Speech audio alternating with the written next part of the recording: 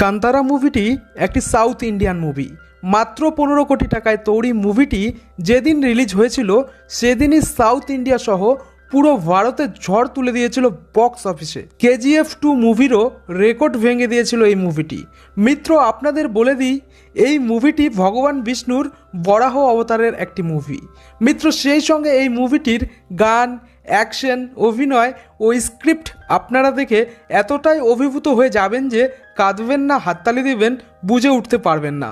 15 কোটি টাকায় তৈরি মুভিটি মাত্র 7 দিনে 150 কোটি টাকার উপরে কালেকশন করে ফেলেছিল। মুভিটি দেখানো হয় 1847 সাল থেকে। সে সময় একটি রাজা ছিল, তার বিশাল বড় সাম্রাজ্য ছিল, আর রাজার হাতি ঘোড়া প্রভাব প্রতিপত্তি সবই ছিল, কিন্তু রাজার মনে সুখ শান্তি ছিল না। সেই সুখ শান্তির খোঁজে রাজা তার সাম্রাজ্য ছেড়ে বেরিয়ে পড়ে। অনেক দিন যাবার পর রাজা একদিন গভীর জঙ্গলে ঝুমুরের আওয়াজ শুনতে পান। তিনি ভয় না পেয়ে এগিয়ে যেতে থাকেন সেই আওয়াজের দিকে। তারপর সেখানে গিয়ে একটি পাথর দেখতে পান। গায়ের লোকেরা সেই পাথরকেই পাঞ্চলি দেবতা বলে পুজো করে থাকেন। রাজা সেই পাথরের সামনে ঝুঁকে যখন প্রণাম করতে থাকেন, সেই সময়ই তার মনে শান্তি অনুভূত হতে থাকে। রাজা স্থির করে নেন যে সেই পাথরটিকেই তিনি তার ঘরে নিয়ে যাবেন। তৎক্ষণাৎ গায়ের লোকেরা সেই স্থানে ভিড় জমিয়ে ফেলেন। রাজা যখন গায়ের লোকেদের বলেন, আমি এই পাথরখানা আমার বাড়ি নিয়ে যেতে চাই, তখন গায়ের লোকেরা বলে, ইনি আমাদের পাঞ্চলি দেবতা, উনি জঙ্গল ও গায়ের লোকেদের বিপদ থেকে রক্ষা করেন। সেই সময়েই গায়ের লোকেদের মধ্যে এক মানুষের শরীরে পাঞ্চলি দেবতা ভর করে। সে চিৎকার করে বলতে থাকে, যদি তুমি আমাকে তোমার ঘরে নিয়ে যেতে চাও তাহলে এদের রক্ষা কে করবে? রাজা শুধু ভক্তি ভরে বলতে থাকে, আমার সঙ্গে চলুন। তারপর পাঞ্চলি দেব খুব জোরে চিৎকার করতে থাকে। তারপর বলে, যতদূর পর্যন্ত আওয়াজ পৌঁছলো, তুমি কি ততদূর পর্যন্ত সব জমি এই গাঁওবাসীদের দান করতে পারবে? রাজা পাঞ্চলি দেবের সব শর্তে রাজি হয়ে যায়। পাঞ্চলি দেবও তার কথা মতো রাজার সঙ্গে যেতে থাকে। সেই সময় পাঞ্চলি দেব রাজাকে এক শর্ত দেয়, তার সঙ্গে তার উগ্ররূপ গুলিকা দেবও তাদের বাড়িতে যাবে। যদি কখনো রাজা তার কোনো কথার শর্ত ভাঙে বা জমি অন্য কোনো কাজে ব্যবহার করে, তাহলে গুলিকা দেব সামনে আসবে আর সব কিছু তছনছ করে দেবে। যদিও রাজা তার সব শর্ত মেনে নেয়। তারপর ছবির দৃশ্য পাল্টে যায়। সময়টা হয় 1970। সেই সময় আঞ্চলিক এক উৎসব গোতাকলা চলছিল। সেটা তুলো জাতিরা খুব ধুমধাম করে পালন করে।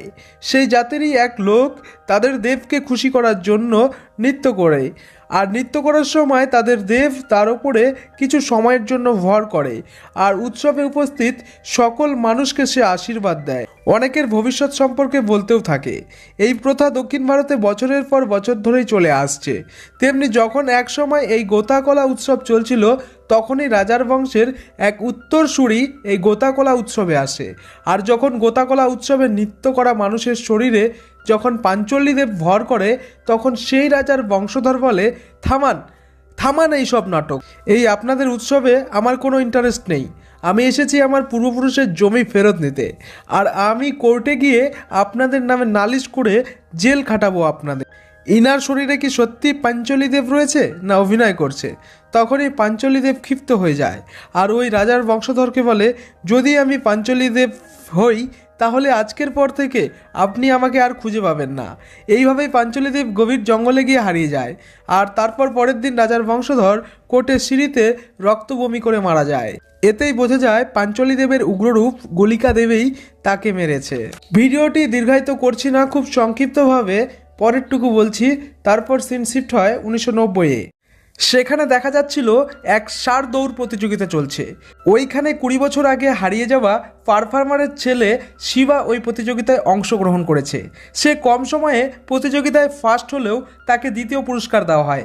এই জন্যই প্রচণ্ড রেগে শিবা কমিটির ছেলেদের সঙ্গেই ঝামেলা বাঁধিয়ে দেয়। বেসিক্যালি বলে দিই, যে লোকটা সিঁড়িতে রক্তবমি করে মারা গিয়েছিল তারই ছেলে রাজার বংশধর আজকের জমিদার দেবেন্দ্র। দেবেন্দ্র খুব ভালো লোক ছিল। সে গায়ের লোকেদের আপদে বিপদে পাশে দাঁড়াতো। তাই সুধাকরকে ধমকি দিয়ে জিতা পুরস্কার শিবাকে দিয়ে দেয়। কিছুদিন পরেই গায়ে গোতাকলা অনুষ্ঠান ছিল। সেই উৎসবের জন্য কিছু টাকা দেবেন্দ্র শিবাকে দেয় উৎসবের প্রস্তুতির জন্য। ট্র্যাডিশন অনুযায়ী ওই উৎসবে শিবার পারফর্ম করার কথা ছিল, কিন্তু শিবা বর্তমানে সেকুলার টাইপের হওয়ার জন্য সে কোনোদিনই ওই উৎসবে পারফর্ম করেনি। তাই তার কাকার ছেলে গুরুবা ওই উৎসবে পারফর্ম করে। এরই মাঝে দেখানো হয় শিবা জঙ্গলে শিকার করে গায়ের লোকেদের সঙ্গে মস্তি করে সুরা পান করে রাত্রিবেলা ঘরে ফেরে। এসবে একদম পছন্দ না শিবার মায়ের, তাই শিবাকে মাঝে মধ্যেই বকুনি খেতে হয় তার মায়ের। শিবার এই সুরা মানে মদ্যপান করার জন্য যে টাকার প্রয়োজন হতো, সে টাকা শিবা হাত পেতে নিত জমিদার দেবেন্দ্রর কাছ থেকে। এই জন্য দেবেন্দ্র শিবাকে দিয়ে জঙ্গলের গাছ চুরি, পরকীয়ায় পাহারা দেওয়া, ছোটোখাটো ঝামেলা সবই করিয়ে নিত। এভাবেই শিবার বিন্দাস লাইফ চলতো। একদিন গায়ের মধ্যে ফরেস্ট অফিসার মুরলির এন্ট্রি হয়। মুরলি ছিল একজন সৎ একনিষ্ঠ ফরেস্ট অফিসার। জঙ্গলের কেউ গাছ কাটলে, শিকার করলে মুরলির খুব রাগ হতো। কাউকে চুরি করা অবস্থায় ধরতে পারলে তাকে প্রচণ্ড ঠ্যাঙানি দিত, কারণ জঙ্গলটা সরকারের জমি হয়ে গিয়েছিল।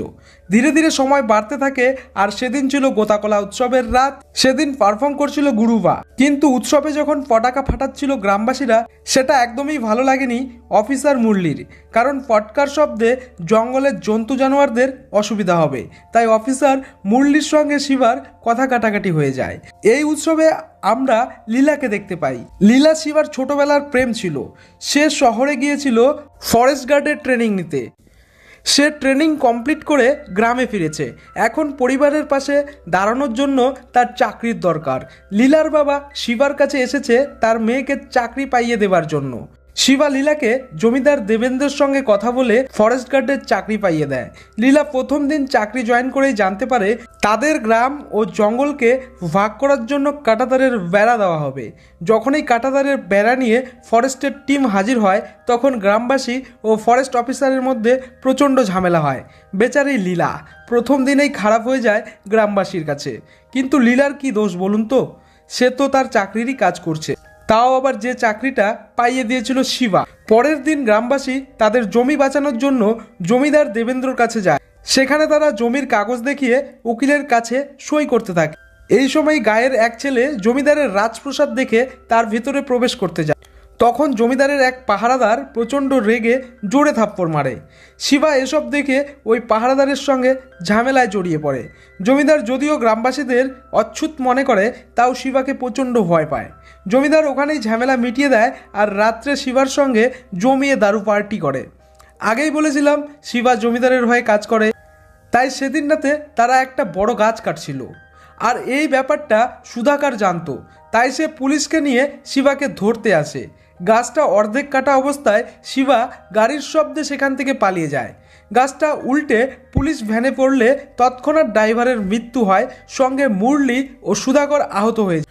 পুলিশের মৃত্যুতে শিবার ওপর শিকার, গাছ চুরি, প্ল্যান মাফিক মার্ডারের জন্যে অনেক ধারা দিয়ে শিবাকে অ্যারেস্ট করানো হয়।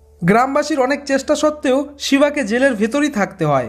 এত কিছুর মধ্যে একটা কথা বলতে ভুলেই গেছি, শিবা মাঝে মধ্যে পাঞ্চলি দেবের স্বপ্ন দেখত। অপরদিকে গুরুবাকে গাড়িতে করে জমিদার এক ফাঁকা জায়গায় নিয়ে গিয়ে তাকে জমি দিতে চায়। বদলে গুরুবাকে বলে এবার গোতাকলা উৎসবের সময় যেন গুরুবা বলে জমিদারের সমস্ত জমি পাঞ্চলি দেব ফেরত দিয়ে দিচ্ছে। গুরুবা এসবের রাজি হয় না। তারপর আমরা দেখতে পাই পুলিশ ভ্যান থেকে গুরুবার লাশ তাদের গ্রামে কেউ ফেলে দিয়ে চলে গেছে।